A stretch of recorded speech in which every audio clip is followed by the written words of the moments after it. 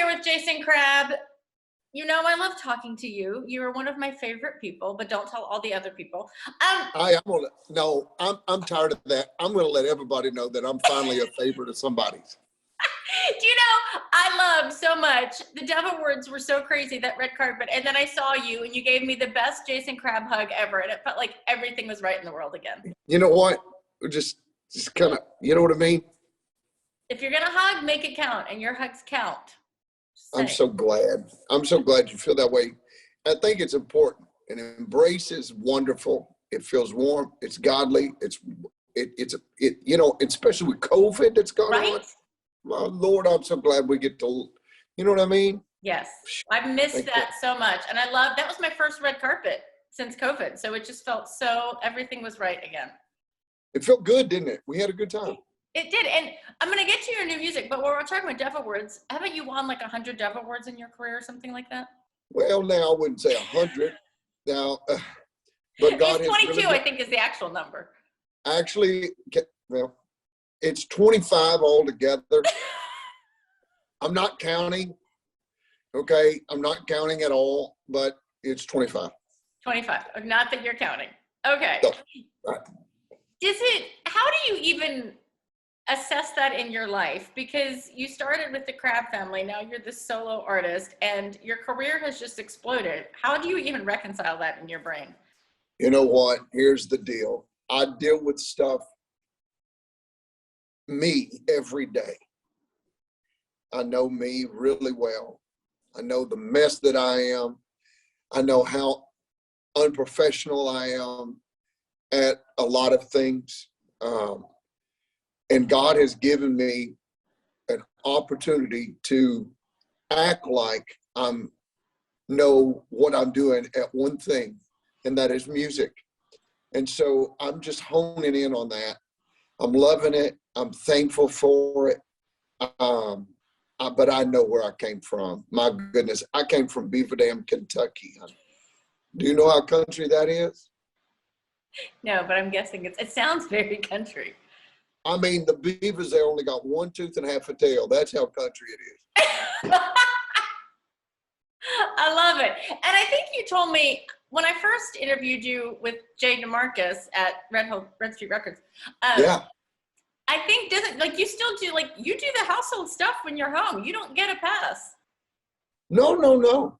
Listen, this is the truth. Right before we started doing this interview, I was out getting the leaves out of the pool because the pump was sputtering and all that kind of stuff. And so I had to empty the leaves and do the pool boy thing. My wife liked that, I guess. Not at all. She don't care. But anyways, I am her favorite pool boy, though. I mean, that's a plus. Looks good on your resume. Okay, we're gonna switch from pool boy to Christmas. You're at Home for Christmas EP. Just talk about it. I know Tim Akers was part of it. You chose the songs for it. Oh my God. This is just the saddest thing in the world. Sorry, I had to have I don't know if I can do that. I'm not going to tell. No. So anyway, Tim Akers is a friend. He was an incredible musician. I loved him so very much. We were right in the middle of this record. He and I were just, it's almost like it was in sync. It was in rhythm. Our hearts were wrapped around exactly what needed to be for this record. This is what I said to him. I said, this is the record of a lifetime. This is my dream record. Full orchestration, full horn section, full band. I'm talking about, choir and singing. I mean, I'm talking about like big stuff. You know what I'm saying? Like records that outlive you. This is the one that your grandkids grab a hold of and go, hey, listen to Grandpa. This is what music he did. This is the one that was, that we were working on. And so we worked hard on it, getting everything together. And we had just cut the basic tracks, the rhythm tracks. And Tim said, I'm going in for a checkup to make sure everything's good. He went in and didn't come out of the hospital. And leukemia was back full force. And I've got a picture of him 2 days before he went into ICU in a hospital room, sitting with a keyboard up on his hospital bed, working on arrangements for this record. His dad told him, he said, you got to just let it go. He said, Dad, if I can just get out back home, I'm going to be fine. I've got deadlines I've got to get to. And that was 2 days before he went into ICU. It didn't come out. So it was a very, very, very sad moment for, you know, I love this family, his dear wife, and I you know, I've got to be around Chase, his son, and he actually worked on a song called Mary Did You Know that we cut with a full orchestra and horns, and he did the programming on it. So anyways, all of that being said, it really broke all of our hearts. Jay DeMarcus, you know, he was a great friend. You know, Tim was out on the road with the Flats for a little bit. And so, you know, the crazy thing about it, Nashville came together just like Nashville does. I love Nashville. You talking about some good-hearted, amazing people, industry people, especially the musicians. Let me tell you something. The musicians in this town, that's where your heartbeat is in this town. Writers and musicians. The musicians came in and said, we want to finish up what Tim started. They all jumped in and made this happen, and you can feel it. So yeah, that's how this Christmas record, Jay finished up the vocals and you know, kind of led the orchestration and other stuff, but there was a lot of people that jumped in to make it work. So how does it feel to you when you listen back to it now? Honestly, exactly what Tim and I and Jay really wanted for this record. It has this sound, you know, that has a piece of timelessness to it. I don't know how to describe it, but you know, when you hear, you know, you hear Nat King Cole, it's timeless. When you hear Ray Charles, you know, such a wonderful world, you know, you know, all that sound, we got it on this record, especially this song called Being Home for Christmas. I really think it's got, you know, all the music that I've done through the years. I don't know when I've ever said, we hit it. Well, I mean, yeah, and we have on a lot of things, but I've never put something out and said, okay, this is it. This is it. I feel as confident in this song.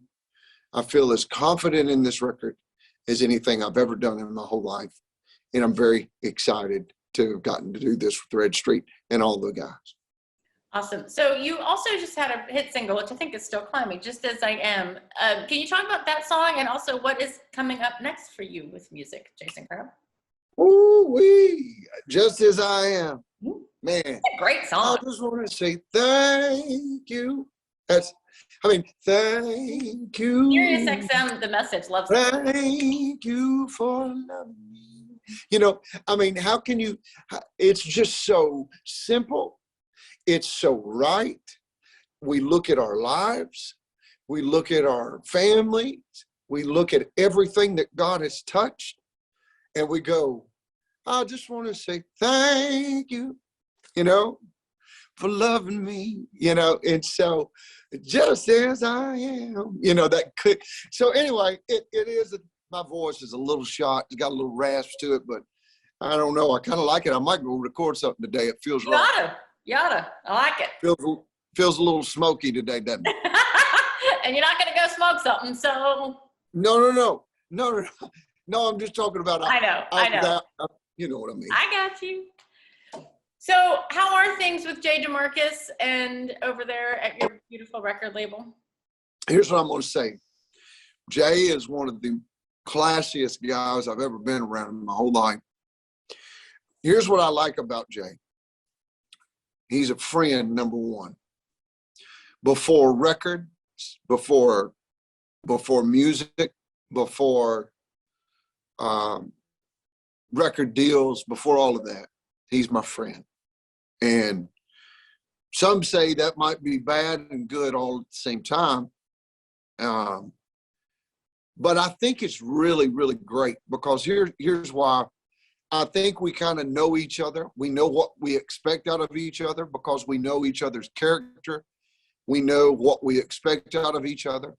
And I think that that's a good thing, because there's no hidden stuff. It's just kind of there. You know what I mean? It's like there's no agendas except let's make some great music.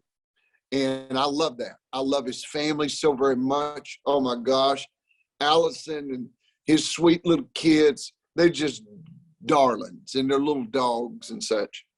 But here's the thing. I love him. And here's what I like about him on the record side of stuff. So the other day we did a little something, and I can't believe I'm saying this in an interview, but I'm going to say it anyways. There was something that it just didn't go off as planned. You know what I'm saying? We went into it. We went after it. I don't know, about 110%. It wasn't anything to do with Jay. It was just something to do with something that went on with the song that we had. And it just wasn't up to par. And they were going, well, it's going to be all right. We'll just put it out. We'll do something a little, we'll do something, next year really, and kind of come after it. He goes, unless you don't like it. And I said, I'm going to be honest with you. I want the best coming out of this record label, because I love this label so much. And I want the best coming from me. He goes, I want the best as well. And he grabbed a hold of where my heart was. And he didn't play the record, producer or the record CEO or Red Street CEO. He went, I was an artist too. And he goes, I know what you're feeling. And so it was perfect. He goes, we ain't releasing it. We ain't letting that go out to YouTube. We ain't gonna let it. We'll just wait. And you see, I love that side of it, So I'm thankful that Jay was an artist. That way I can really share the way I feel about certain things as well. You know what I mean? Mm-hmm. I've said all along, from the very first time I interviewed Jay, which was probably 2006, 2007. I was 12, of course. I think he's a musical savant. I really do. I think he's a savant musically. Like, he just hears things that other people don't hear. Well, his love for music and his finger on the pulse of what's going on in music is very, very interesting and very wide and diverse. He loves all different styles. He grew up in Christian music. His dad taught him how to play, and his dad did all sorts of styles of music. But you talking about a musician, his dad, he had a little band. I don't know if you ever heard him or not. Have you heard him? No, but I've written about it. When his father passed away, I uncovered a lot of stuff about his dad. One day, hopefully, we'll all get to sit down and maybe do this, play some of his dad's stuff, and then you're going to go, oh, because his dad he could have come to town truly and been huge. Yeah, he could have. He was that talented, that gifted, and Jay got to live that out. So, anyways, I totally agree with you. I think he's one of the best. My wife, which I'm 23 years of marriage, she knows me pretty good. We got married when we was 11 and 12. I'm just kidding. I know we're from Kentucky. We're the same age, right? We're both in our 20s, right? It ain't that bad. But anyways, she told me, she said, Jason, I don't know if I want anybody doing your vocals other than Jay. He just brings the best out of you. And so I told Jay that, and he goes, well, I guess we're going to have to do this record then, aren't we? He loves that, man. I'm gonna tell you, he loves it. He loves that. All right, last question. I'm gonna let you go. What do the holidays look like in the Crabb household? We're getting up on Thanksgiving, Christmas. What do we do with the holidays? Oh my goodness, it's crazy. Everything. The holidays is the most chaotic blessing I've ever seen in my whole life. It's just, it's chaos. It's people running in and out. It's messy and beautiful. It's loud but peaceful. It's just crazy. It's everything that you want, you know, for the holidays. It truly is. Everybody coming in and, you know, eating. Praise God for the eating. So I'm excited about that. I have to cook a lot of turkeys this year because I fry a bunch of them. I deep fry my turkeys and they're really good. One day I'm gonna have to share one with you. Yeah, I'm coming to your house for Thanksgiving. You come on. I got you a fried turkey. We got you fried turkey. We'll have some mashed potatoes and some stuffing, and we'll have green beans. We'll have mac and cheese. We'll have all kinds of these casseroles I don't even like. I don't like casseroles. I don't like casseroles at all. I don't know why they make them. I don't know why they were invented. I think it was just a bunch of stuff thrown together and they go, oh, that's wonderful. You know, people don't know how to cook. But anyway, I shouldn't have said that. But you did, and it's out there for the world to see. But that's fun. Yeah, it's a lot of fun. My daughter's off to college, so she's going to be coming in. Very excited about her being at home this year. I miss her so bad. I talked to her last night on the phone. We had 700 miles to drive home, and I talked to her last night, and she was just debating on a couple of things, and I told her, I said, if you really want to know the truth, my heart hurts to see you. I want you to know it hurts. I said, but I know God's got you exactly right where you need to be. And I said, we're going to see you pretty soon. So she's coming in Tuesday. Man, oh man, are we going to throw down. We are going to have some fun. I'm telling you. We're liable to jump in the pool in 20-degree weather. That made me cold just thinking about it. All right, well, if I don't talk to you again, happy Thanksgiving and Merry Christmas. I love you. Right now. I love you too, and I love when we get to talk. So here's our big virtual hug, and I hope I get to talk to you again soon. But in the meantime, absolutely, we got to do that.